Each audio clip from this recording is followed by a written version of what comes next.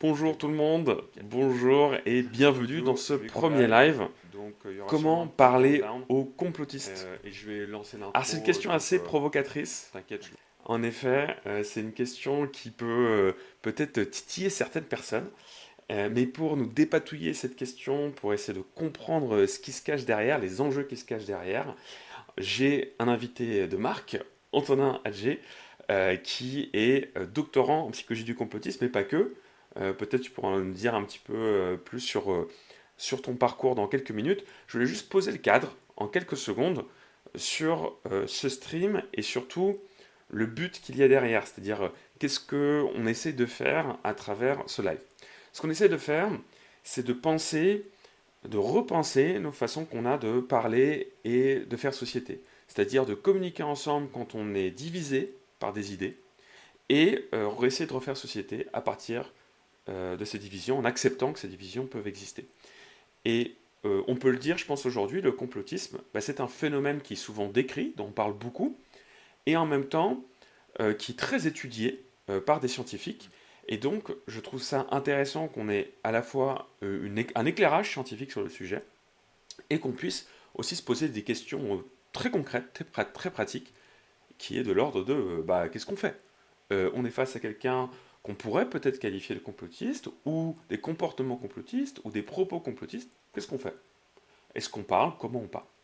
Donc c'est vraiment ce genre de choses qu'on va essayer d'élucider pendant cette heure avec Antonin. Antonin, en quelques mots, est-ce que tu voudrais ajouter quelque chose sur ce que j'ai dit sur toi, sur ma façon que j'ai de te présenter? Bonjour Peter, merci de cette invitation. Je ne sais pas si je suis un invité de marque, mais en tout cas, je suis ravi d'être ici et de participer à, à cet échange qui sera constructif puisque je connais ta méthode. Très rapidement sur mon parcours, j'ai trois cordes à mon arc. Je suis écrivain de science-fiction. C'est pas forcément anodin, c'était bien avant mes études en psychologie, mais déjà, la science-fiction permet aussi de réfléchir au présent, à la réalité. Par exemple, je sais pas, Soleil Vert ou 1984, forcément, si c'est encore aussi connu maintenant, c'est que ça a permis un prisme de réflexion sur la réalité. Donc, c'est ce que j'ai essayé de faire aussi avec ma saga Interfile, c'était réfléchir un petit peu aux technologies, etc. Créer du lien aussi, paradoxalement, puisque moi, j'ai des, par exemple, juste, pas pour faire une pub de mon livre, mais l'idée, c'est que j'imagine un réseau social qui permet de partager ses émotions. Donc, en fait, le concept, au-delà du roman d'aventure et tout, c'est de prendre la réalité et de pousser le curseur un peu plus loin. C'est un peu la base de la science-fiction d'anticipation, un petit peu entre guillemets engagée. C'est, on n'essaye pas de prévoir le futur, mais de réfléchir au présent à travers une histoire qui va grossir des traits. 1984, c'est ça. La série Black Mirror, si vous la connaissez, c'est exactement ça. Chaque épisode prend un concept important, les réseaux sociaux, la vidéosurveillance, et pousse ce curseur beaucoup plus loin pour offrir une réflexion sur la situation. Et j'ai des ados, des gens qui m'ont dit, par exemple, ah, grâce à ton livre, j'ai remis en question ma manière d'utiliser les réseaux. Et donc, c'est une manière de communiquer aussi par rapport aux gens de manière très pacifique. C'est ça qui est intéressant, c'est ce qu'on va voir durant cette heure. Je pense qu'on peut avoir des échanges contradictoires, on peut avoir des désaccords sans se taper sur la tête. Le monde n'est pas Twitter, voilà, pour résumer, euh, ou X. Euh, donc voilà, première chose, j'écris des romans de science-fiction. Deuxième chose, comme tu l'as dit, je suis doctorant en psychologie sociale spécialisé dans le complotisme et ses liens avec la politique, donc comment les valeurs politiques, comment le sentiment, par exemple, d'isolation sociale peut pousser au complotisme, pardon. C'est sûrement de ça dont on va en parler en priorité. Et Hmm. enfin, je fais beaucoup d'interventions, notamment en milieu scolaire, à la fac, en médiathèque, sur des informations en général. Et pour, bah, voilà, pour renforcer un peu l'esprit critique, qui est un sujet qui nous parle à tous les deux, sachant que l'idée, c'est encore une fois pas de dire c'est comme ça qu'il faut penser. Oui, il faut absolument croire tout ce que disent les médias, parce que les médias se trompent aussi très souvent. C'est juste, voilà, essayons de comprendre pourquoi est-ce qu'on pense différemment, essayons de comprendre pourquoi des fois on se fait avoir. Et vous, comme moi, l'idée, c'est de ne pas me mettre sur un piédestal, parce que si tu fais ça, on verra ça au complotisme, c'est le meilleur moyen de pousser les gens dans le complotisme, parce que justement, on crée une sorte de hiérarchisation qui n'est pas saine. Voilà pour une petite présentation de mon parcours, en tout cas de mes activités. Ouais, merci Antonin, ouais, c'est très intéressant et très cohérent ces domaines d'exploration Ouais. que tu nous présentes là pour essayer de comprendre ces phénomènes et sans les juger. Et c'est ça Mm. aussi qui est intéressant dans la science-fiction, comme tu décris, c'est que quelque part on porte ce regard, on Oui. grossit un peu les traits pour voir ce que ça peut donner. Et dans le world building et tout ça, je trouve ça très intéressant, en effet, de se poser ce genre de questions et donc de le faire sans jugement particulier. Et justement, pour prendre un peu de recul sur la question de comment parler aux complotistes ou face au complotisme, comment faire, on va déjà se poser la question de est-ce que ça existe? Alors, c'est une question qui peut Ouais, paraître un peu étrange, parce qu'on en parle tellement qu'on pourrait se dire le simple fait qu'on en parle, c'est que ça existe. Un peu comme certains diraient du wokisme, voilà, je sens n'est-ce rentrer pas? dans d'autres controverses.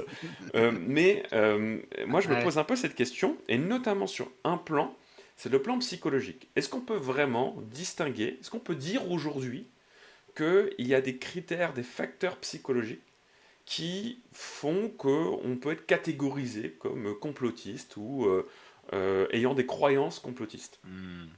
Alors c'est la question, est-ce que le complotisme n'est pas un complot lui-même et que ce serait un moyen de nous manipuler? Non mais c'est sérieux parce qu'en fait il y a beaucoup de complotistes justement qui vont dire on nous accuse d'être complotistes pour nous empêcher de réfléchir librement, etc. Donc c'est une vraie question que tu poses. Pour moi la réponse est oui, mais il y a beaucoup de modération à faire. Euh, J'ai toujours un exemple très, très simple. Moi c'était durant le Covid. Notre voisin vient manger chez nous et il me dit quand même, c'est bizarre qu'ils aient trouvé un vaccin aussi rapidement. Voilà. Si là, je me lève de la table et je dis, tu es complotiste de penser ça, mais c'est faux et c'est absurde. C'est-à-dire que te poser des questions, c'est pas être complotiste. D'accord? Un truc, moi souvent, en fait, c'est marrant, c'est qu'avant, quand j'étais écrivain, les gens me disaient qu'ils avaient toujours rêvé d'écrire, ce qui est très bien, allez-y, écrivez. Et maintenant que je dis que j'étudie le complotisme, la première réaction, c'est, bon, écoute, je suis pas complotiste, mais quand même. Mais ce qui est intéressant, c'est qu'après, ce qu'ils vont dire, c'est pas forcément la Terre est plate. C'est les médias, quand même. Des fois, ils disent n'importe quoi. Mais je suis d'accord. Les hommes politiques, ils se moquent un peu de nous. Je suis entièrement d'accord. En fait, c'est une distinction importante. C'est pas parce que tu remets en question la légitimité de certaines personnes politiques ou la parole de certaines personnes politiques ou de certains médias. Moi, je suis très critique de beaucoup de médias que tu es complotiste. D'accord? C'est pas ça le complotisme. Ça, c'est une vision à la fois beaucoup trop diluée du complotisme et qui ne sert pas à grand chose, puisque ça voudrait dire que les non-complotistes, c'est des gens un petit peu niais qui croient béatement tout ce qu'on leur dit. Voilà. Après, il faut savoir que c'est souvent posté par des gens qui étaient souvent des complotistes en disant que non, non, je ne suis pas complotiste, moi je me pose des questions. Donc voilà. Donc, vous avez le droit de ne pas être d'accord avec la politique de votre pays, vous avez le droit d'être. C'est pas ça qui fait que vous des complotistes. Un complotiste, en fait, c'est pour ça que c'est assez compliqué. Euh, le complotisme, ça existe. Il y a des gens qui sont complotistes. Il y a des gens qui ne sont pas complotistes. En fait, je vais prendre une comparaison qui a été faite par Dieguez et Dedouvé dans un livre de complotisme, je crois. Un très très bon livre, un peu pointu, mais très très bon. C'est des spécialistes du sujet. En gros, c'est un peu comme la religion. C'est-à-dire qu'il y a des gens qui sont religieux et il y en a qui ne le sont pas. Donc, ce n'est pas un gradient de 0 à 100 où tout le monde est un petit peu complotiste. D'accord? Il y a des gens qui sont vraiment pas complotistes. On verra après ce que c'est. Et des gens qui le sont beaucoup. Mais ça ne veut pas dire que tout le monde est. Mais au sein de la religion, il y a plusieurs manières d'aborder la religion. Donc, oui, il y a des gens qui sont complotistes et d'autres qui ne le sont pas. Mais au sein du groupe complotiste, il y a des gradients. Il y en a qui vont penser que la Terre est plate, il y en a qui vont juste penser que le Covid a été créé par des Chinois et des Américains pour... c'est des degrés différents. Il y a des gens qui pensent que Kennedy n'est pas mort d'une balle d'un tueur isolé. Ça ne veut pas dire qu'eux vont croire que la Terre est plate ou que les reptiliens existent. Donc, il y a des gens qui sont complotistes, c'est-à-dire que voilà, il y a des gens qui ne le sont pas. Alors, c'est quoi le complotisme? Eh ben, alors, un complot, c'est quoi? Un complot, c'est quoi? C'est un groupe de personnes qui tentent de manipuler, tromper, mentir, faire du mal à un autre groupe de personnes à travers des opérations secrètes. C'est la définition d'un complot. Okay, il y a des complots qui sont avérés. Il y a des vrais complots. D'accord? Le Watergate, c'est un vrai complot. La CIA a bel et bien tenté de déstabiliser des gouvernements. Ce sont des complots. Il y a des vrais complots. Je ne sais pas si on va sur l'actualité, le fait que tous les opposants à Poutine tombent d'une fenêtre, soit c'est une immense coïncidence, soit il y a une opération secrète pour déstabiliser un groupe de personnes. La théorie du complot, c'est beaucoup plus général, et dans le langage courant, c'est un faux complot. La théorie du complot de la Terre plate, la théorie du complot de, je sais pas, de la 5G, de les vaccins, etc., etc. Donc ça, voilà. Un complotiste, c'est une personne, c'est pas une personne qui des fois pense que le gouvernement nous ment, c'est une personne qui va interpréter le monde et expliquer le monde par défaut à travers des complots. C'est-à-dire que Hmm. son explication principale est un complot pour expliquer les choses quand le hasard, les coïncidences, l'influence peuvent expliquer. Voilà, c'est un peu ça. C'est un peu Ok. ça. À l'échelle individuelle, et je fais un immense raccourci qui n'est pas du tout scientifique, c'est le complot, c'est un peu comme la paranoïa au sens vulgarisé du terme, au sens que si tu pars du principe à ton échelle individuelle que les gens te veulent du mal, etc., ça ne veut pas dire que certains ne te veulent pas du mal, ça veut dire que c'est un postulat par défaut. Donc moi, c'est comme ça que je vois le complotisme, c'est que le postulat par défaut d'explication du monde passe par le complot. C'est très intéressant ce que tu dis parce que pour le relier à des questions que je traite, hein, sur notamment comment créer des ponts dans un contexte polarisé, comment recréer du Tout à fait. lien là où la confiance est détruite. Moi, j'entends beaucoup dans ce que tu dis, c'est que ce lien de défiance systématique envers les institutions, Oui, tout à fait. ça informe la façon qu'on a, notre vision du monde, la façon qu'on a de lire les informations Complètement. à disposition, de les lier entre elles, et donc de faire notre théorie du monde. Et notre théorie du monde qui, du coup, quand on est complotiste, est une théorie du complot. C'est le monde Oui, est un c'est ça. complot parce que j'ai une défiance systématique dans les institutions qui le composent, ou qui le régissent. Tu as entièrement raison et ça me semble important de rajouter cet élément-là.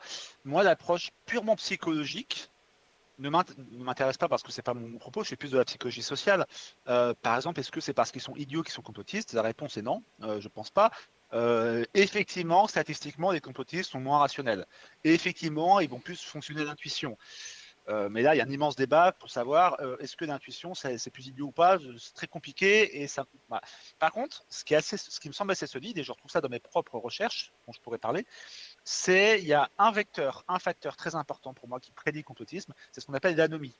Je ne sais pas si tu connais l'anomie, c'est le Hmm. sentiment de déconnexion par rapport à la société qui t'entoure. Tu te reconnais plus dans la société, tu te reconnais plus dans les valeurs de la société. C'est pas du wokisme, ça, décidément, maintenant on ne sait plus qui est garçon, qui est fille, etc. C'est un sentiment de, voilà, tu es détaché de la société, tu n'es pas inclus de la société. Alors c'est plus une sorte de perception, mais ça peut se traduire de manière aussi économique, etc. Et les personnes qui souffrent d'anomie, donc qui ont un haut niveau d'anomie, donc qui pensent que la société n'est plus pour eux, etc., vont plus croire au complotisme. D'accord? Pour des raisons très simples. Le complotisme implique généralement une élite malfaisante qui veut dominer, blesser, mentir au peuple. Donc si toi, tu te sens déconnecté de la société, c'est logique que tu aies une Ouais, défiance par rapport aux élites et donc que tu crois à la théorie des complots. Donc le complot, pour moi, est plus un révélateur d'un sentiment d'isolation sociale. Et c'est plus l'intérêt du complot, plus que juste dire, voilà, là, ils pensent que les aliens existent et qu'ils contrôlent le monde. Ça ne m'intéresse pas. C'est plutôt, qu'est-ce que ça traduit, qu'est-ce que ça explique de l'individu au sein d'une société. ouais, Donc super oui, intéressant. effectivement, il y a un lien très fort avec la déconnexion sociale. Et ça, c'est important d'en avoir conscience quand on va aller sur notre troisième partie, c'est comment on parle aux complotistes. Parce que Exactement. s'il y a une défiance des autorités et même des gens, bah, si tu arrives en me disant oui, mais les scientifiques, ils ont dit que, tu cognes la tête contre un mur, en fait, ça ne marchera pas, Ouais, ça va te frustrer, et lui, il va pas changer d'avis, au contraire, il risque de se radicaliser parce que tu ouais. fais désormais partie du complot. Donc c'est pas la bonne approche, selon moi. Ouais, je vois ce que tu veux dire et justement donc j'en profite pour mettre sur l'écran et désolé parfois les parties de la vidéo coupent un petit peu dans ce stream j'essaie de gérer plusieurs choses en même temps et je me rends compte que mon ordinateur a un petit peu de mal mais désolé si parfois on coupe un petit peu mais en tout cas je pense que la plupart des gens nous écoutent et là ce que j'essaie de montrer c'est ce que tu disais hein, c'est donc un graphe qui est lu d'une méta-analyse de Shona Barnes et ses collègues qui montre un peu ces différents critères psychologiques qui Ouais, corrèlent plus ou moins bien avec le complotisme. Et on voit qu'en effet, le fait d'avoir un très haut niveau de paranoïa, d'anomie, de cynisme c'est ça. corrèle très bien. On voit aussi certains autres éléments qui sont très attrait à des questions purement psychologiques, voire psychiatriques. C'est ce qu'ils appellent Oui, la schizotypie. C'est oui, la propension à, sur un scale, sur une échelle de la schizophrénie ou de la psychose, la propension à être sur cette échelle. je me permets de faire une petite parenthèse là-dessus. Vas-y. C'est pas parce en gros, les personnes qui souffrent de schizotypie, donc schizophrènes, vont être complotistes. Ça ne veut pas dire que l'inverse, c'est-à-dire pas dire que tous les complotistes vont être schizophrènes Bien ou sûr. souffrir de schizotypie. Voilà, il faut bien faire attention à ça. Et c'est la limite. Il ne faut pas réduire le complotisme à sa pure dimension médicale ou psychiatrique parce que je pense qu'on élude une grande part du problème qui est social. Ouais, Petite ouais, ouais, parenthèse je vois par ce que tu rapport veux dire. à ça. Ouais, ouais, c'est ça, c'est des boucles de rétroaction. Et je pense que ça, c'est un truc hyper important dans toutes les analyses en psychologie qu'on essaie de faire. C'est que c'est toujours des boucles de rétroaction. Il n'y a jamais une cause unique. Et cette cause, elle peut aussi être une conséquence et une cause à la fois. Ouais. Et donc, c'est important en effet de le souligner. Ouais. C'est pas forcément boucle de rétroaction, c'est plus que, je sais pas, c'est pas parce que tous les hommes sont mortels que tous les mortels sont des hommes. C'est plus, tu vois, ce genre de réflexion. C'est-à-dire que Ouais, je pense que beaucoup de gens qui se définissent complotistes ne souffrent pas de schizotypie. Par contre, ceux qui souffrent de schizotypie oui. vont être complotistes. Voilà, c'est plus ça plutôt qu'une boucle de rétroaction qui va alimenter. Là, par contre, cette rétroaction, je pense qu'on la retrouve de l'anomie. Parce que le complotiste qui va s'enferrer de ces théories qui sont globalement, ouais, va s'isoler socialement parce que les gens vont arrêter de lui parler. Il va, tu nous soudes avec la Terre plate, tu nous soudes avec ton complot reptilien, Ouais. et donc ça va accentuer l'isolation sociale et donc l'anomie. Et là, par contre, on a un effet très pervers, un cercle vicieux qui peut être extrêmement violent et qui rend d'ailleurs la possibilité de les extraire de ça, si tant est qu'il faille les faire, c'est ce qu'on verra plus tard, extrêmement compliqué. Parce que, Hmm, par définition, le fait de devenir complotiste, c'est un stigmate social, c'est-à-dire que c'est mal vu actuellement, ce n'était pas toujours le cas, mais c'est mal vu actuellement, hmm. et donc ça isole les gens. Ouais, tout à fait, tu as bien raison, et là ça peut avoir vraiment beaucoup d'impact. Il y a un autre élément qui corrèle, que je trouve assez intéressant, et qui corrèle plutôt avec l'inverse, c'est-à-dire qui corrèle avec le fait de ne pas être complotiste, c'est la confiance, et de manière générale, c'est-à-dire le haut niveau de confiance. Donc confiance, typiquement confiance sociale ou confiance dans les institutions. Qu'est-ce que toi tu penses de ça? Parce que en introduction, tu nous disais, quelque part, ne pas avoir 100% confiance dans les médias, ne pas avoir 100% confiance dans les politiques, c'est Hmm. pas du tout irrationnel. Au contraire, ça peut être tout à fait rationnel. Donc comment tu réconcilies ces questions-là? C'est une très bonne remarque, c'est une très bonne question. Parce que je vais partir de mon cas particulier, parce que c'est celui que je connais le mieux. Euh, ma défiance des médias n'est pas par défaut, en fait. Elle est parce que j'ai eu des preuves que tel média était fallacieux. François, par exemple, ou même Le Monde sur certains domaines, ou même, voilà. Ma confiance dans les scientifiques n'est pas rompue par défaut, mais parce que j'ai eu preuve que Didier Raoult a dit n'importe quoi. Donc lui, je ne fais pas confiance. Mais je garde une confiance légitime en général. Je pense que c'est mon interprétation personnelle. Je suis scientifique, hein, donc dès que c'est un peu un opinion personnelle, je vais mettre plein de précautions parce que c'est un peu de gimmick des scientifiques. Je pense que la différence, c'est en gros, j'ai une confiance par défaut dans les médias et, et dans les scientifiques, mais je suis, voilà, après, partant de là, je vais être critique de certains points. Peut-être que les complotistes, c'est l'inverse. Ils ont une défiance par défaut des scientifiques. Hmm. Et s'il y en a un qui va confirmer ce qu'ils pensent, ils vont y faire confiance. Donc c'est peut-être une sorte de perception par défaut et ensuite une modulation par rapport à ça. C'est ma théorie un petit peu, voilà. Mais je pense que c'est ça, c'est que moi, ma défiance, elle n'est pas de fait. Elle est pas, elle est conditionnée, elle a été conditionnée à des éléments qui m'ont confirmé que tel média ou tel scientifique ou tel politicien n'était pas digne de confiance. Ouais.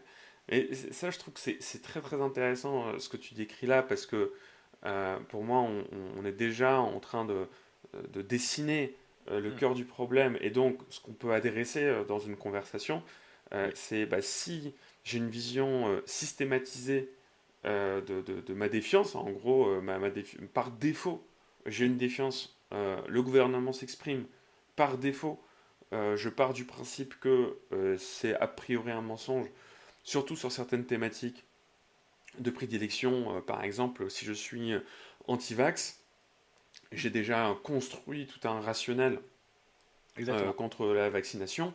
Donc je vois quelqu'un me dire la vaccination c'est bien, même si cette personne est digne de confiance par ailleurs, tout d'un coup elle baisse énormément dans mon estime C'est parce ça. que je fais ce lien.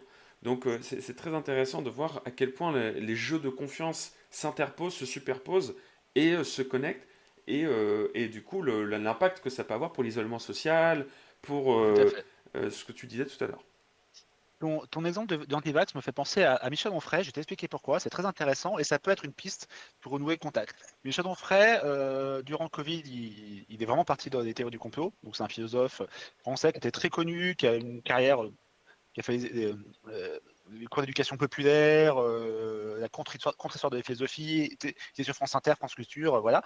Et depuis 10 ans, il commence à partir dans les strates complotistes de manière très forte, hein. pense qu'il y a un multivers qui existe, comme des bulles de savon, je sais pas quoi. Et durant le Covid, il s'est approché de Didier Raoult. Et donc, il commençait à promouvoir la chloroquine, à anti-vax. Et en fait, à un moment, il a changé d'avis.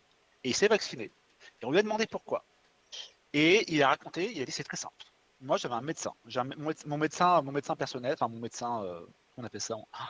Je vis en Angleterre, donc Généraliste. merci. Merci de me rappeler Médecin de mes mots, famille. mes mots de français. Non, il n'est pas si vieux que ça. Médecin généraliste. Il m'a dit, il a parlé, il a dit voilà, docteur, vous en pensez quoi de la chloroquine? Et le médecin lui a dit écoutez, moi, vous en pensez ce que vous voulez. Moi, de ce que j'ai vu, ça fonctionne pas.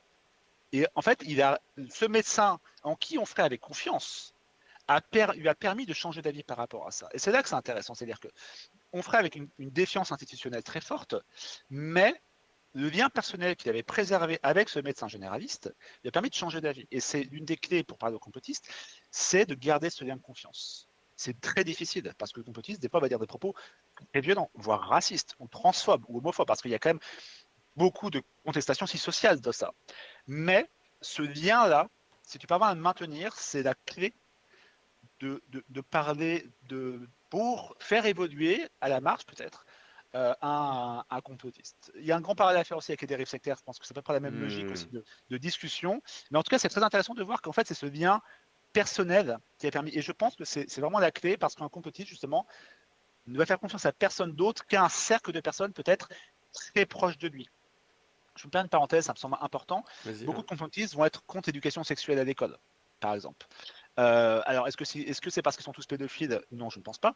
Mais c'est parce qu'ils ont une défiance de l'institution, de l'école qui va perversifier leurs enfants, je ne sais quoi. Ils préfèrent le faire eux-mêmes. Et en fait, il y a une étude qui a montré, j'ai plus le nom, que justement, voilà, quand tu es complotiste, tu vas en fait te resserrer sur un niveau social bien en dessous de la société, ce qui est normal puisque tu ne crois pas en la société, familiale, proche, etc.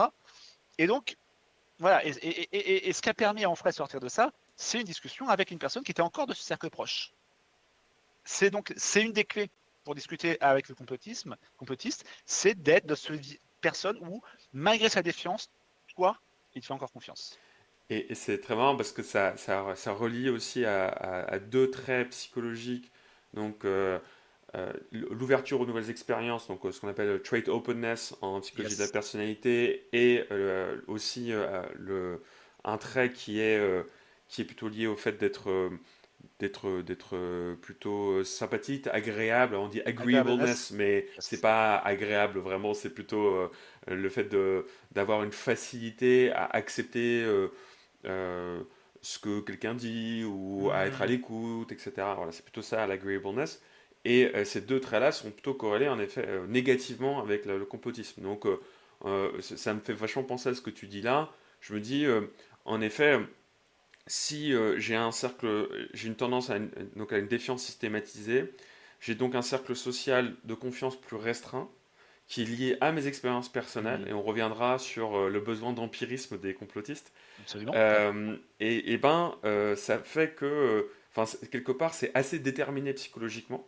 Oui. Euh, En fait, c'est juste des spécificités psychologiques. C'est un phénotype psychologique qu'on peut plus ou moins comme ça établir. Alors peut-être je vais loin, hein, tu peux Je vais nuancer me juste après nuancer.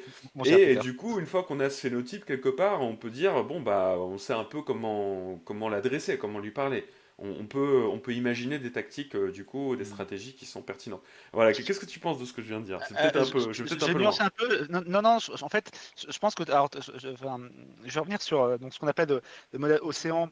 Donc, c'est une étude est très psychologique, puisque le MBTI ne fonctionne pas, malgré ce que pensent beaucoup de personnes sur LinkedIn. Je Allez pense que hop, je vais faire des amis balance une là-dessus. bombe. Euh, Ah ouais, MBTI, j'en parlerai, je pense, dans des posts. C'est pas fiable et c'est une sorte d'effet Barnum assez bien fichu qui vient de la psychanalyse. Bon, on en parlera. Je vais pas lancer des bombes comme ça sans arrêt. Le système Océan est beaucoup plus solide. En gros, comme tu l'as dit, c'est 5 variables. O, c'est openness, donc ouverture d'esprit. Conscientiousness, donc consciencité en français. E, c'est extraversion ou introversion. A, c'est agreeableness, donc agréabilité. Et le N, c'est neuroticism, donc neurocité, je crois, en français. Et voilà. Et en fait, alors, quand on a commencé à étudier le complotisme, on était vraiment sur une approche très de psychologie individuelle et on pensait avoir trouvé effectivement des liens avec ça. Il s'avère que ça se reproduit très mal par des études. Ok. En fait, c'est très très dur. C'est pour ça que je voulais nuancer. Mais je comprends. Enfin, c'est logique que tu aies trouvé ça parce qu'il y a des études qui l'ont montré, mais qui ont déjà quelques années. Je pense qu'actuellement, c'est quasiment impossible de trouver un portrait type d'un complotiste en termes de psychologie individuelle pour une raison très simple, c'est que le complotisme est dur à définir, c'est hyper mouvant, ça change sans arrêt. Hmm. Une fois c'est les aliens, une fois c'est grand remplacement, une fois c'est Covid, et donc il y a tellement de facteurs. C'est pour ça que moi l'approche sociale, psychologie sociale, me semble plus pertinente. Et c'est pas pour défendre ma paroisse que je dis ça, c'est que je pense que ça l'est. Hmm. Et donc je pense que si on se dit tiens, j'ai trouvé exactement le prototype du complotiste, comme ça je pourrais lui répondre. Je pense qu'on est dans une erreur parce que je pense que c'est pas, même si c'est possible, ça va être vraiment très subtil, très à la marge. D'ailleurs, même les études qui montraient le fait que le complotisme c'était plutôt tel, tel critère ou tel autre critère, c'était vraiment très, très, très, très, très subtil et ça ne s'est pas Hmm. reproduit. Puisqu'une étude en soi ne suffit pas à établir un fait, il en faut plusieurs et il faut pouvoir les reproduire. Euh, et je pense que dans tous les cas, ces cas, c'est pas la meilleure dimension pour réfléchir au complotisme. Ok, Je pense intéressant. qu'il faut mieux réfléchir d'un point de vue sociétal parce que c'est la vidéo qui m'a montré des gens qui pensent que la Terre plate sont pas forcément idiots. Par contre, ils ont une défiance de la société. Et c'est ce qui explique en fait ce rejet, plus que le fait qu'ils seraient stupides. Donc c'est pour ça que moi, je pense vraiment que cette approche est plus pertinente. Ouais. Voilà. Oui, là tu parles d'une vidéo de l'Argumentarium qui a une chaîne YouTube très intéressante où il va en profondeur analyser les arguments sur plein de sujets de société. Et il Ouais. vient de sortir une vidéo sur les platistes, justement avec cette approche-là, et où il parle d'un sujet qui peut être un bon sujet dont on peut parler un petit peu aussi, c'est le besoin d'empirisme, le besoin de vérifier par soi-même. Absolument. Cette fameuse phrase de saint Thomas d'Aquin, je ne crois que ce que je vois. Et qu'est-ce que, pour toi, est-ce que ça peut constituer quand même un des traits qui rassemble pas Bien mal sûr. de traits qu'on voit chez les complotistes en général? Alors, d'ailleurs, petite nuance, le système océan n'est pas un immense révélateur. Par contre, la fameuse dark triade Hmm. psychologique, donc c'est paranoïa, narcissisme et je ne sais plus quoi. Elle, par contre, elle est corrélée Ok. au complotisme. Et je dis, alors, moi, mon but, c'est pas du tout de stigmatiser les complotistes, mais par contre, factuellement, effectivement, il y a des traits de personnalité pas extrêmement joyeux qui sont associés au complotisme. Donc c'était Voilà. machiavélisme le troisième, pardon. Machiavélisme, voilà. Mais merci de ta précision. Oui, Ok. l'empirisme, oui, en fait, c'est à la fois la force et la faiblesse de ça. C'est-à-dire que on en a parlé, il y a un platiste qui allait au pôle sud ou au pôle nord pour vérifier que la Terre était plate. Et quand il a vu que le soleil ne se couchait jamais, puisque au pôle nord, au pôle sud, le soleil ne se couche jamais, il a compris que la Terre était ronde. Alors, bien sûr, c'est un cas individuel, c'est pas une preuve, mais je pense que ça révèle cette idée d'empirisme. En gros, je vais tester par moi-même. Et ça, c'est un vrai souci, parce que le vaccin, tu peux pas tester par toi-même. Tu peux pas. Parce que, imagine, moi, je mets un vaccin et je tombe malade le lendemain. Ça prouve pas grand-chose au-delà de mon cas individuel. Et voilà. Et c'est pour ça que les complotistes, certains vont être anti-vaccins parce qu'ils disent oui, mais moi, ça va. Moi j'ai eu Covid, j'ai pas beaucoup souffert. Oui, mais à notre échelle, on ne peut pas savoir. Il faut faire des études sur des centaines, des milliers de personnes et donc faire confiance aux institutions qui font ces études. Et on arrive sur le piège de ça, c'est-à-dire que la science fonctionne si tu as confiance. Enfin, la science fonctionne si tu fais confiance à la science, quoi. Et c'est pareil pour le réchauffement climatique. Oui, mais regarde, il fait mauvais, donc c'est bien la preuve qu'il n'y a Ouais. pas de réchauffement climatique. Oui, mais le réchauffement climatique, c'est 1 degré supplémentaire sur plusieurs années. C'est quelque chose qui n'est pas à notre portée à nous. Donc, je ne crois que ce que je vois, qui fait un peu écho aussi à, tu sais, au fait de croire que sa famille, tu vois, on est vraiment dans cette idée de resserrement sur soi-même en fait et sur ses propres perceptions. Le problème, c'est que on ne peut pas avoir que la Terre est plate, ronde à notre niveau. On ne peut pas avoir que le vaccin fonctionne à notre niveau. Et je pense que l'un des soucis aussi, c'est qu'on va beaucoup plus être sujet, par exemple, à l'émotion, au biais de Hmm. l'émotion, qui va influencer notre perception politique. Si on croit que ce qu'on voit, les statistiques qui montrent qu'il y a de moins en moins d'agressions, par exemple, on ne va pas y croire parce que c'est pas notre ressenti. Par contre, la vidéo d'une agression qui passe en boucle à la télé, je ne dis pas que c'est bien, bien évidemment, mais ça va beaucoup plus nous marquer. Et donc, on va surestimer cette proportion à l'agressivité de par ce qu'on ressent par rapport à cette agression qu'on voit, plutôt que de voir des statistiques froides et sans émotion qui nous disent que l'agression baisse. Alors, c'est en train de nuancer parce que le monde va un peu mal, mais en tout cas, voilà. Donc, ça explique beaucoup de choses aussi sur la perception du monde, à mon avis, des complotistes. Ouais, mais j'ai l'impression qu'on arrive en fait assez logiquement à cette question de travailler l'humilité intellectuelle et l'esprit critique, parce que en fait c'est quelque part le par défaut de la réflexion complotiste, c'est resserrement social, low social trust, resserrement social, et je ne crois que ce que je vois, que les choses empiriquement, que les gens proches de moi, que ce dont j'ai fait l'expérience individuelle plusieurs fois. Sauf qu'en fait, naviguer le monde comme ça, c'est hyper compliqué et ça demande ça demande quelque part d'être incohérent. Parce qu'il y a forcément des moments où, par défaut, tu vas croire dans ce qu'on te dit ou dans le monde tel qu'il t'est décrit. C'est juste que tu n'as pas encore mis les mains dans le cambouis pour regarder dans le détail. Et le jour où tu le fais, si tu as ce réflexe cognitif-là, de l'empirisme et du resserrement social, bah, tu vas douter trop peut-être, ou en tout cas d'une manière qui va t'emmener vers une théorie du complot. Et donc, ça semble assez logique de se dire, bah, il faut travailler des épistémologies différentes, il faut essayer de voir le monde différemment pour nous aider à ne pas devenir complotiste, à ne pas être tenté par des théories du complot. Et pour ça, il faut développer son esprit critique, donc la capacité à analyser les preuves et à avoir une pensée bayésienne plus consciente, donc une pensée, on va dire, probabiliste plus consciente, et une humilité intellectuelle, c'est-à-dire bah, accepter qu'on n'est pas sûr, qu'on ne sait pas, accepter l'incertitude davantage. J'ai l'impression que c'est deux composantes qui viennent émerger là Je suis d'accord avec dans la toi, solution. mais c'est très long à faire, c'est très compliqué. Et justement, est-ce que ces personnes seront réceptives à ça? Je ne sais pas. Et la Hmm. deuxième chose, ces personnes vont te dire, mais c'est exactement ce qu'on fait. On pense par nous-mêmes, on ne va pas croire les institutions directement. On va être humble parce qu'on accepte qu'on ne sait pas tout. Enfin, alors moi, je ne suis pas d'accord avec beaucoup de choses que vont dire les complotistes, mais tu vois, ces arguments-là, et c'est ce que dit la vidéo d'Argumentum, c'est qu'ils prennent ça et ils retournent contre toi en disant, mais toi, pourquoi tu crois que la Terre est Oui, ronde? Parce, bien parce sûr. qu'on t'a dit, parce que tu n'as pas pensé par toi-même, Hmm. ce qui est pas faux. Moi, quand je demande aux élèves pourquoi la Terre est ronde, ils vont tous me dire parce on a appris à l'école ou parce qu'on a vu des photos. Les photos, ça peut être truqué. L'école peut dire n'importe quoi. Donc, c'est un peu de piège en fait. C'est que, bien sûr, je suis à fond pour l'esprit critique, mais il faut faire attention parce que eux vont te dire, mais c'est exactement ce qu'on fait d'esprit critique. On critique Ouais. la dominante, on critique, on remet en question des dogmes, etc., etc., etc. Tu fais un peu l'avocat du diable, là, Antonin, Non, je sais aussi quand même. Parce que tu sais que c'est pas exactement la même approche. En tout mais cas, bien je évidemment. pense qu'il y a des gens qui font de l'esprit critique comme tu le décris, et qui disent faire de l'esprit critique, alors que en fait, quelque part, il manque toute la dimension d'humilité épistémique qui est censée venir avec. Et je pense que dans la communauté sceptique, malheureusement, il y a des personnes qui font de l'esprit critique un peu comme ça. J'assène des choses sur les biais cognitifs, par exemple, sans trop jamais moi-même me remettre en question ou appliquer d'abord à moi-même ces problèmes de raisonnement fallacieux. Je vais dénoncer les raisonnements fallacieux des autres sans jamais me poser la Hmm. question des raisonnements fallacieux que j'ai moi. Et c'est un peu ce qu'on voit chez les complotistes aussi, c'est qu'ils vont utiliser ces outils pour dénoncer, mais pas tant pour mieux réfléchir eux.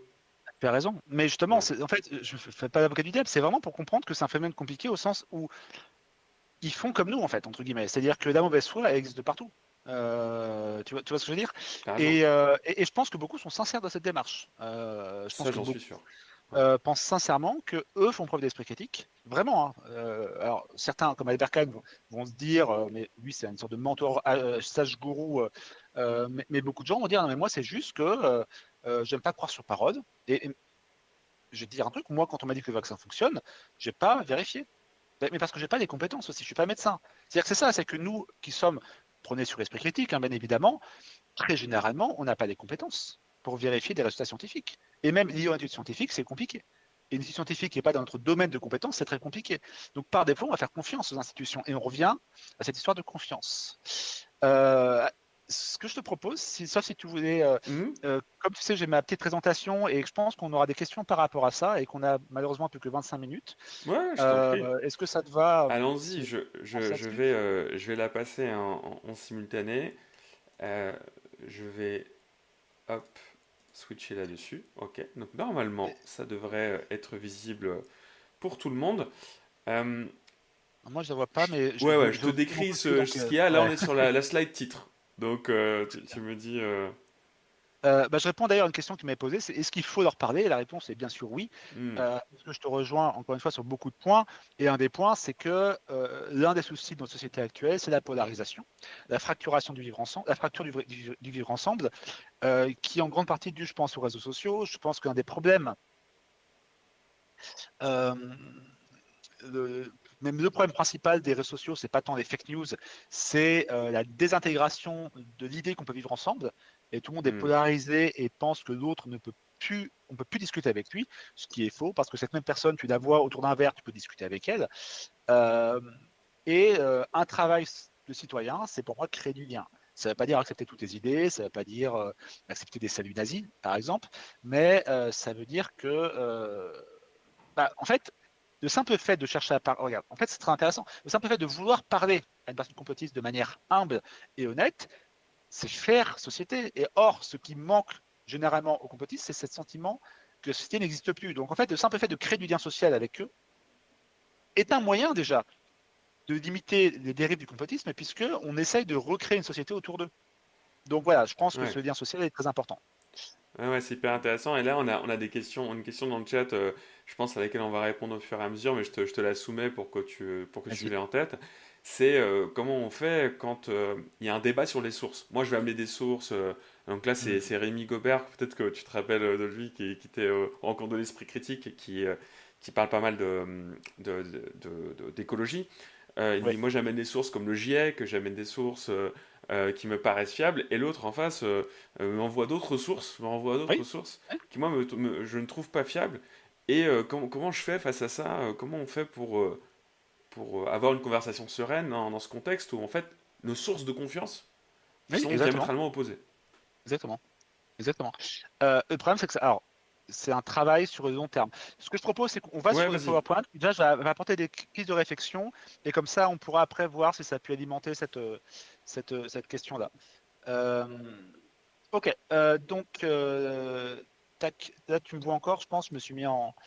Ouais, ouais, euh, je vois tout, t'inquiète pas, je te dirai s'il y a un problème. ouais. Là, je propose d'aller sur la deuxième page, argument conviction. Hmm, En gros, c'est très simple. En gros, dans un monde parfait, on a différents arguments qui amènent à une conviction. C'est-à-dire, par exemple, je te laisse avancer de trois slides peut-être, où il y a un avion, donc, et la Terre est plate. ok, ouais, c'est bon. Ah. En gros, pourquoi je pense que la Terre est plate? Parce que mon argument, c'est que un avion ne pourrait pas voler si la Terre était ronde, puisqu'il partirait dans l'espace, s'il va tout droit. Bon, voilà. Donc ça, c'est un argument qui va être, ça c'est un élève qui m'a dit ça, moi je pense Hmm, que la Terre est plate parce que si elle était ronde, l'avion, comme il va tout droit, il irait dans l'espace, puisque effectivement, il ferait la tangente du cercle et il partirait dans l'espace. Très bien. Et bien, dans ce monde parfait, je te laisse avancer. ouais, ouais, t'inquiète, Il continue et suffit de. j'avance au fur et à mesure. Ouais, ouais, très bien. Il suffit de montrer qu'un avion peut voler sur la Terre ronde, parce qu'en fait, il va pas tout droit, il va suivre la courbure de la Terre. Et en théorie de ce monde parfait, comme l'argument est invalide, la personne qui pensait que la Terre était plate va changer d'avis et penser que la Terre était ronde. Voilà. Ça, c'est le monde parfait où en fait, on base une conviction épistémique sur des arguments. Et donc, c'est un peu ce qu'on voit avec le débat le fait du réchauffement climatique. C'est-à-dire que dans un monde parfait, cette personne qui nie le réchauffement climatique, elle base vraiment sa conviction sur des sources qui ne sont pas fiables. Et Hmm, donc, si tu peux changer et lui montrer que la Terre que des sources ne sont pas fiables, il va changer d'avis et croire au réchauffement climatique. Sauf qu'en fait, c'est pas comme ça que ça se passe, je pense. Je pense qu'en fait, ça marche dans d'autres sens et que la personne a la conviction que la Terre est plate, par exemple, et donc va chercher des arguments pour prouver que la Terre est plate. Donc c'est pas je pense que comme les avions peuvent pas voler sur une Terre ronde, donc la Terre est plate, c'est je pense que la Terre est plate, c'est un postulat par défaut, et maintenant je vais justifier cette croyance, on va dire, à travers des arguments. Et là on est sur un vrai souci parce que si tu démontes son argument en expliquant que les avions peuvent voler sur une terre ronde, bah, en fait, comme c'est la conséquence et pas la cause de sa conviction, il ne va pas changer d'avis. Il va trouver d'autres arguments. Ces fameux millefeuilles argumentatifs. Hmm. C'est pour ça que les gens se cassent la tête sur les millefeuilles argumentatifs. Donc en gros, c'est balancer plein de pseudo-preuves qui peuvent être débunkées. Donc la personne les débunk une par une, elle va dire bah, maintenant j'ai tout débunké, enfin il va changer d'avis. Non, il va encore sortir d'autres choses. C'est normal parce qu'en fait, les arguments qu'il a sortis ne sont pas la cause de sa croyance, mais la conséquence. C'est qu'en fait, il a dit, il essaie de justifier sa position. Il ne cherche pas à changer d'avis. Et donc, il va sortir plein d'autres arguments. L'horizon est plat, les rails des trains ne sont pas courbés, etc., etc. Tu me dis, hein, si tu suis sur les images. C'est parfait, ça suit parfaitement. Je Ah, profite pour faire un tout petit pas de côté théorique, parce que ce que tu décris là, c'est pas juste toi qui le décris, c'est voilà, et tant mieux. Hein. C'est la théorie argumentative de la raison de Dan Sperber et Hugo Mercier. C'est un postulat en psychologie qui est assez bien accepté, qui est que en fait nos postulats a priori qui sont la résultante de plein de mécanismes psychologiques complexes, nous amènent à chercher des arguments qui vont valider ces convictions. ça, Et donc, ça. attaquer les arguments un par un, ça a aucun effet persuasif, Pas du tout. voire ça a des effets négatifs Tout à fait. de backfire, donc des effets de retour de flamme. Et donc, on va chercher d'autres outils pour persuader. Et en plus, ça va dégoûter des gens qui débunkent les arguments un par un, qui prennent du temps et qui voient que ça ne marche pas. Et donc, ça va continuer la polarisation parce qu'ils vont se dire les complotistes, ils n'écoutent rien, etc. Et donc, ça, voilà. Donc, c'est pas, on va dire, la bonne approche, entre guillemets. Ce qui peut être intéressant, c'est de demander, mais en fait, il y a quoi derrière cette conviction? Pourquoi est-ce que la personne croit que la Terre est plate? Et là, c'est plus intéressant. D'accord. Alors la croyance, ça peut être par exemple, c'est pas une croyance complotiste. Moi, j'ai une croyance pardon religieuse. Moi, j'avais une femme qui était venue en conférence, qui m'a dit, écoutez, je suis désolé, moi, mon mari, il est très très croyant, enfin, son cousin ou son oncle, je sais plus, et il pense que la Terre est plate parce que c'est écrit dans le livre saint. Qu'est-ce que tu réponds à ça? Parce que là, tu as beau sortir 15 000 preuves scientifiques, ah oui, mais bon, c'est pas, voilà, parce que, donc c'est une histoire de croyance religieuse. Ou alors, c'est je suis complotiste. Ou alors, il y a le contexte social qui est là très important. Par exemple, une personne qui a décidé de se méfier des autorités, et c'est la raison profonde de sa conviction. C'est l'isolation sociale, l'anomie qu'on a vu précédemment. Bah là, tu as beau changer, tu as beau parler des arguments, ça ne changera pas puisque ce n'est pas la raison de la conviction. Hmm. Il y a aussi le biais d'engagement. Une personne qui est complotiste depuis 20 ans, qui a perdu ses amis, qui a donné de l'argent depuis 20 ans pour prouver que la Terre était plate, bah, c'est biais d'engagement, c'est un biais cognitif très connu. Plus tu t'engages dans une démarche, plus c'est dur de faire une machine arrière. Il y a un complotiste, enfin un ancien complotiste sur Twitter que je n'ai pas cité parce que je n'ai pas demandé si je pouvais en parler, mais qui était très actif durant Covid, qui a beaucoup désinformé, et qui a commencé à se remettre en question en parlant notamment sceptique, en MP, en message privé. C'est très important, parce que le contexte social aussi, c'est très dur de changer d'avis quand les gens te regardent, mais en discussion tête à tête, ça marche beaucoup mieux. Et Manon, qui justement n'est plus complotiste, très critique de Didier Raoult, etc. Mais il a fallu un an pour faire ça, pour changer d'avis, parce que il s'était engagé, il y avait beaucoup de followers qui le suivaient, donc valorisation sociale. C'est très dur de quitter ça, d'accord. euh, Donc tout ça, c'est des facteurs, alors, comme tu as dit, c'est très complexe et multiple, qui vont jouer sur la conviction. Et donc toi qui essaies de débunker les arguments les uns après les autres, ça ne marche pas, puisque ce n'est pas la raison principale de cette conviction. Donc, on a la croyance, on a des différentes croyances, on a les biais d'engagement, on a le contexte social. Comment est-ce qu'on peut lutter contre ça? Parce qu'en fait, c'est à ça qu'il faut répondre, et pas forcément aux arguments. Sur la croyance, moi j'avais fait un truc, j'avais fait un thread sur la théorie d'évolution, et j'avais deux groupes de personnes qui s'étaient opposés à moi, pas de manière méchante, de manière assez polie, qui étaient surtout des croyants catholiques ou musulmans, et qui disaient bah non mais moi j'y crois pas parce que mon livre sacré me dit que c'est pas le cas. Bon, moi je n'allais pas me moquer de leur religion, ça m'intéresse pas, c'est pas du tout ma méthode et puis ça marcherait pas surtout. Au contraire, ça va faire une réactance et donc les gens vont être plus polarisés. Ce que j'ai fait, c'est que j'ai dit mais attendez, en fait religion et science c'est pas incompatible. Et j'ai donné des exemples en fait. Avicenne, par exemple, est l'un des plus grands savants au monde et c'est un musulman. D'accord. C'est le précurseur de la médecine moderne.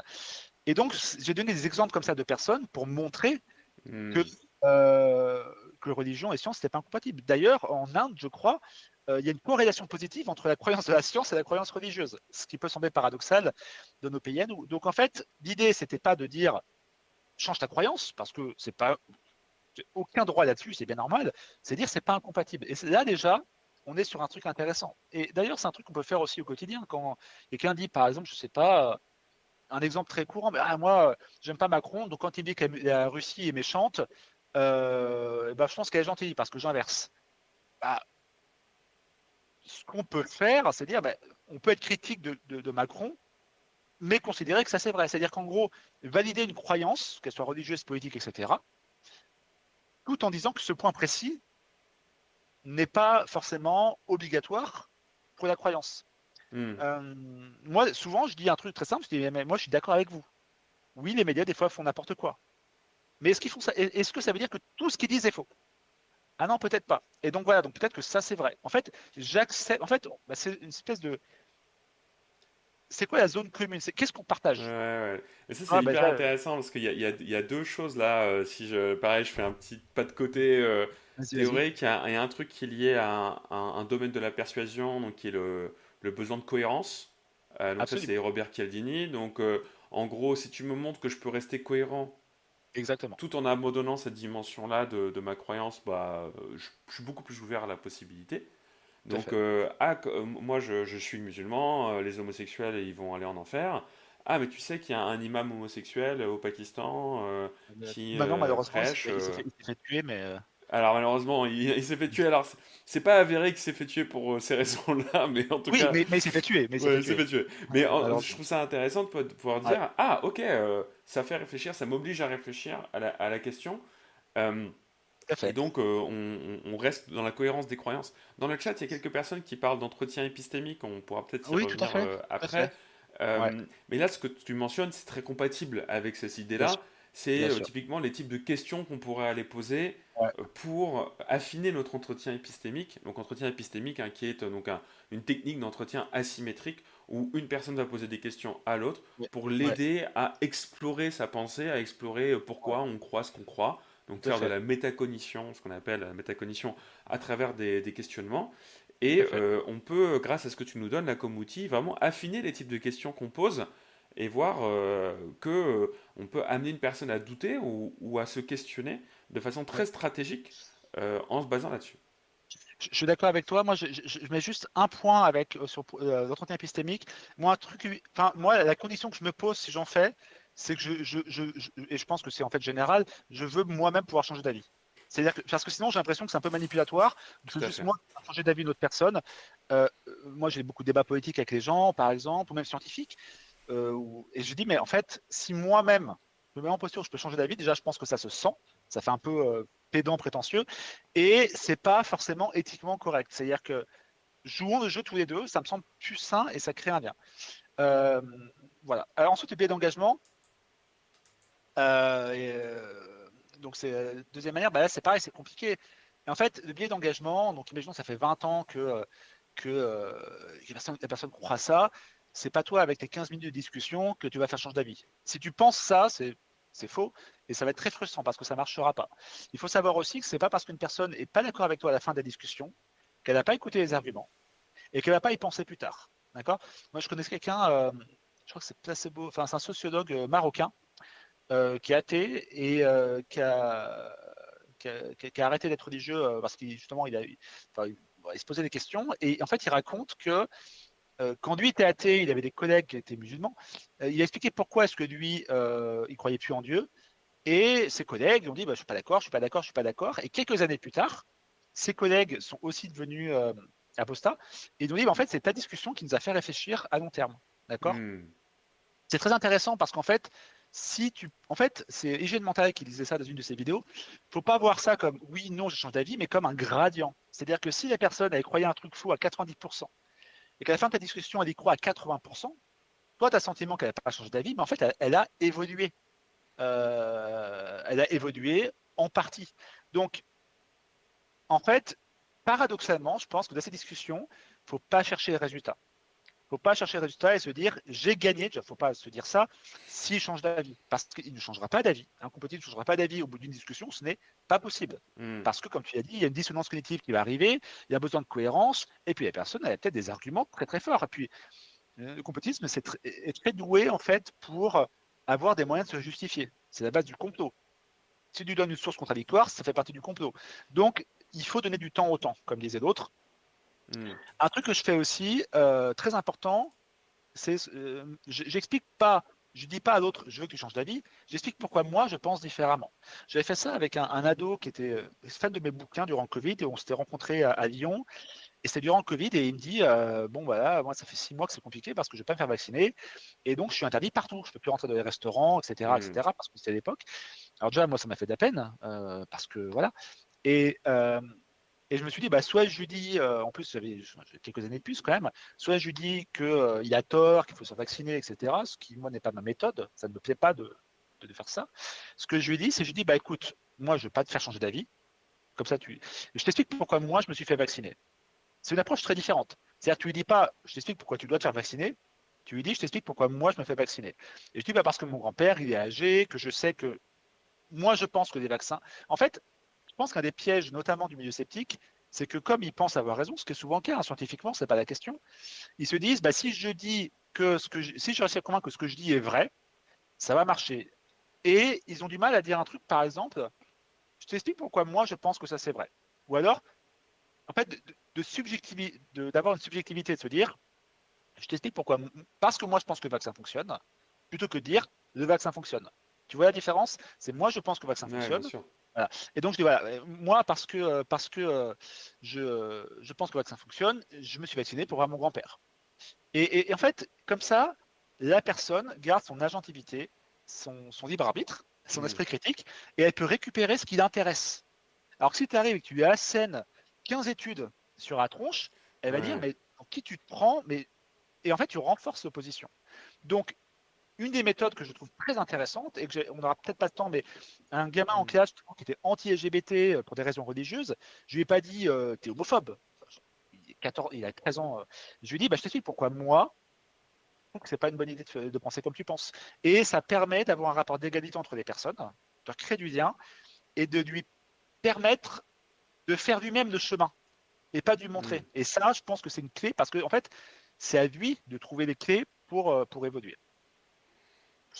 Et sur le contexte social, Ouais. euh, puis après comme ça, je pense qu'après ça, on verra s'il y a des questions tout parce qu'il nous Ouais, reste un on peu de pourra temps. conclure. Il y a quelques questions qui sont intéressantes. Ouais. Ah bah cool.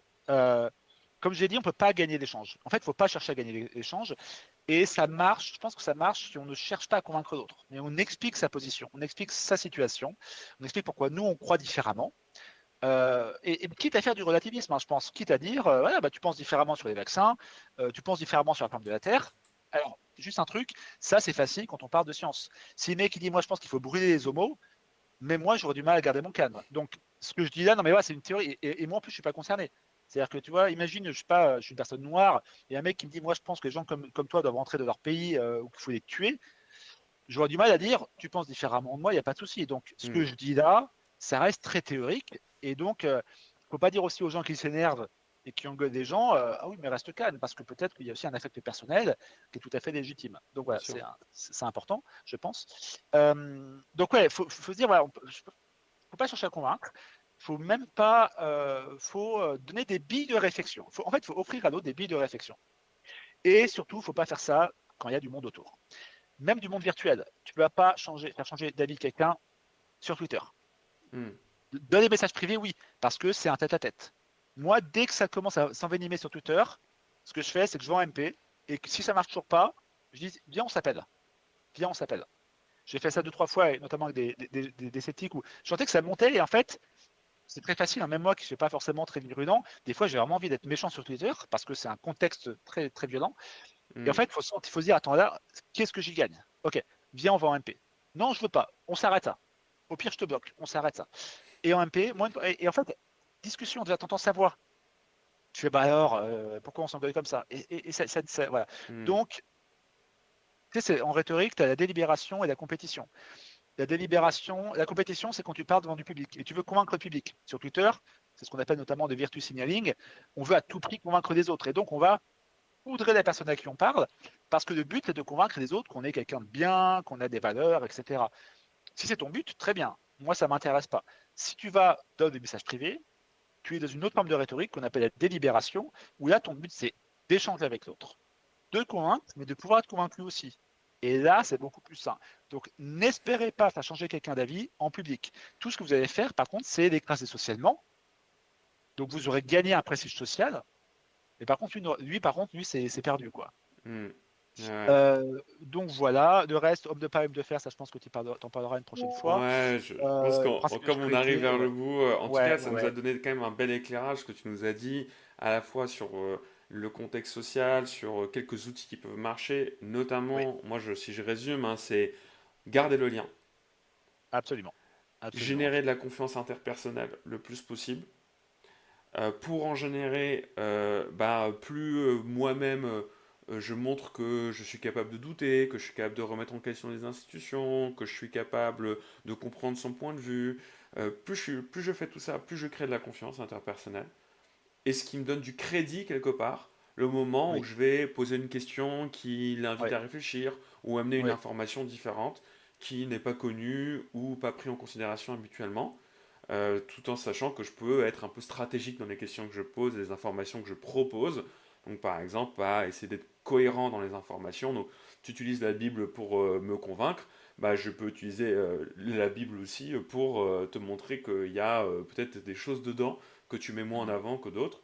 c'est ça. Mais à la limite, c'est presque accessoire parce que tout ça, c'est des raisons a posteriori de croire ce qu'on croit déjà, en tout cas ce qu'on veut bien C'est vouloir ça, tout à croire, fait. pour Tout à des fait. raisons sociales, pour des raisons de signalement social, d'appartenance au groupe, pour des raisons identitaires. Et donc ça c'est aussi important, je pense, de rappeler cet aspect-là, c'est que les croyances, elles ont un lien avec la dimension sociale, du lien social.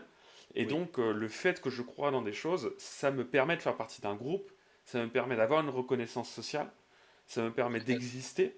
Et être attaché à ces croyances-là, ça peut avoir cette importance, à Complètement. tel point que ce que tu décrivais sur la dynamique message perso sur Twitter versus message public, on peut la retrouver en live, c'est-à-dire un message perso que quelqu'un t'envoie qui est très cordial et sympathique, alors qu'en même temps il est en train de t'enfumer en public sur Absolument. Twitter. Oui, et ça ne veut pas dire qu'il faut avoir des coups d'œuvre et accepter qu'ils t'insultent, hein. Bien sûr, il y a Bien une sûr. part de choses à faire. Mais oui, Ouais. bien sûr, ça va jouer. D'ailleurs, Kenzo Nera, qui a fait une thèse là-dessus, montre que le complotiste a une valorisation sociale à être complotiste. Donc, on est vraiment dans cette dimension-là. Et ça, c'est pareil. Si tu n'as pas conscience de ça, c'est très compliqué de jouer là-dessus. D'où l'importance de ne pas Hmm. isoler aussi les complotistes. Dans... Peut-être ce que je te pour qu'on- propose, si on n'a pas, on peut pas répondre à toutes les questions, ils pourront peut-être les poser en commentaire quand on mettra de l'âme. Ouais, Je sais je pas, pense que de toute façon, si je comprends bien les lives LinkedIn, le chat sera existant par la suite et super. donc on pourra toujours y revenir et y répondre. Au cas où, Vas-y. il y avait quand même une question, enfin il y a pas mal de recommandations d'ailleurs des gens qui s'y connaissent un peu et qui proposent des idées autour de l'entretien épistémique, des questions à poser, Super. tout ça. Donc Super. ça, je reviendrai pas là-dessus. Franchement, allez voir, allez regarder. Il y a une question qui revient quand même pas mal, c'est oui, mais quelque part, le complotiste, il a une vision alternative du monde. Pourquoi est-ce qu'on devrait la dévaloriser? Pourquoi est-ce qu'on devrait Ah, essayer c'est de une très bonne le question. désengager à cette vision C'est alternative? Pourquoi est-ce qu'on ne peut extrêmement. pas lui laisser avoir cette vision alternative du monde? C'est une très bonne question. J'ai pas forcément la réponse. Mais là, on change un peu de domaine, je pense. C'est les conséquences du complotisme. Je pense, mais ça, c'est en fait c'est un choix politique aussi. Moi, je pense qu'il ne faut pas dévaloriser le complotisme, mais il faut savoir que le complotisme va être associé, par exemple, on prend moins de vaccins. Les vaccins, c'est la société qui en pâtit si les gens ne se vaccinent pas. Trump a été élu aussi grâce à des rhétoriques complotistes et on peut voir de manière assez objective qu'il y a des dégâts qui sont faits. Donc, oui, bien sûr, en fait, soit on se dit que toutes les visions de société se valent, soit on se dit non, je pense que cette vision-là peut être néfaste pour la société. Pas les complotistes en tant que tels, mais les conséquences sur le vaccin, voilà, le refus d'éducation sexuelle à l'école, ça a été prouvé que ça augmente le nombre d'actes incestueux. Puisque les gamins qui ont une éducation à l'école vont savoir que ça, ce que leur fait tonton, c'est pas bien, et que donc il faut se dénoncer. Donc, le problème, c'est pas le complotisme en tant que tel, et c'est même pas les complotistes qui pensent qu'un peu on nous ment, c'est qu'il y a des conséquences. Je pense qu'il y a aussi des dérives sectaires, il y a des gens, Hmm. des leaders complotistes qui se font énormément d'argent. On dit des systèmes de systèmes. Crois-moi qu'il y en a qui se font une thune de fous furieux en jouant sur cette rhétorique-là.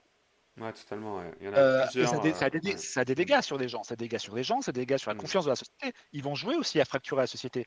Donc ils ont un intérêt politique, financier, égotique à jouer là-dessus. Donc ils ont la vision différente, en fait. Le problème, c'est qu'il y a des conséquences sur notre société à toutes et à tous. Hmm. Et que je pense que, moi, ça c'est mon personnel, je pense que la confiance de la science va être nécessaire pour les multiples défis qu'on a à relever plus tard. Hmm. On peut parler du réchauffement climatique, mais je pense que si on n'a pas confiance de la science ou de la technologie, même si ce n'est pas la seule réponse, ça va accroître le danger climatique. Donc je pense il peut y avoir des conséquences en fait sur ce genre de croyance qui, à mon avis, n'est pas bénéfique pour la société. Voilà une réponse très synthétique, c'est qu'il y a des conséquences qui peuvent être dommageables pour nous toutes et tous. Ouais, c'est hyper intéressant de finir là-dessus, de se dire que la pensée complotiste comme un système, Oui, c'est dommageable pour toutes les raisons que tu viens d'évoquer. Ça ne veut pas dire que le complot n'existe pas. Ça ne non, veut pas dire que quand on a un doute sur la réalité ou non d'un événement, on est forcément un méchant complotiste. pas du tout.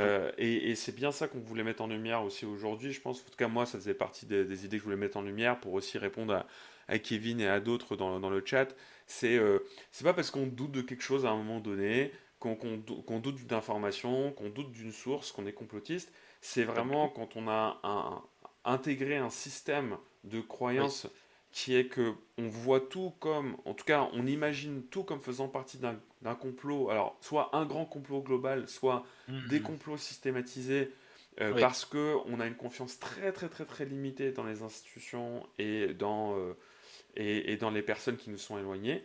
Et on voit que l'un de nos paradigmes, c'est de dire, ben, en parlant aux complotistes, notre but, c'est de recréer cette confiance perdue.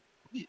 Et j'ai envie de dire de comprendre justement cette manière de penser. C'est-à-dire que mon but, c'est pas de la stigmatiser, c'est de la comprendre parce Ouais. que, et c'est la base de mes études, ça nous en dit beaucoup sur notre société. C'est pour moi, quand je discute avec des complotistes, mon but Hmm. d'ailleurs, c'est rarement de les convaincre, c'est de comprendre cette manière de penser et d'où est-ce qu'elle vient. Pas pour la changer forcément. Là, on est dans une démarche un peu proactive, mais c'est parce que pour moi, ça en dit long sur la société, sur les relations sociales, etc. Donc comprendre ce Ouais. phénomène, c'est un peu comprendre le monde. Et je pense que c'est une très bonne phrase de conclusion. Ouais, très bien. Merci beaucoup Antonin d'être Merci à venu pour ce toi. premier format live, Comment parler. On espère avoir d'autres lives comme ça tous les mois. Comment parler on n'a pas encore déterminé, mais ce serait peut-être comment parler aux climato-sceptiques, ce serait peut-être comment parler au manager, ce serait peut-être comment parler aux gens de droite, comme ça pourrait être comment parler aux féministes. Voilà, on va essayer de toucher tous les bords Intéressant. politiques, toutes les visions du monde pour pouvoir vraiment nous aider à reparler, à refaire société par la discussion, par l'échange, par la délibération. Merci Antonin pour ta Merci Peter. participation aujourd'hui et bonne journée à toi et bonne journée à tous. Merci beaucoup, merci tout le monde. Et si vous avez des questions, posez-les en commentaire du live et comme ça, moi, je pourrai répondre directement. Salut, salut.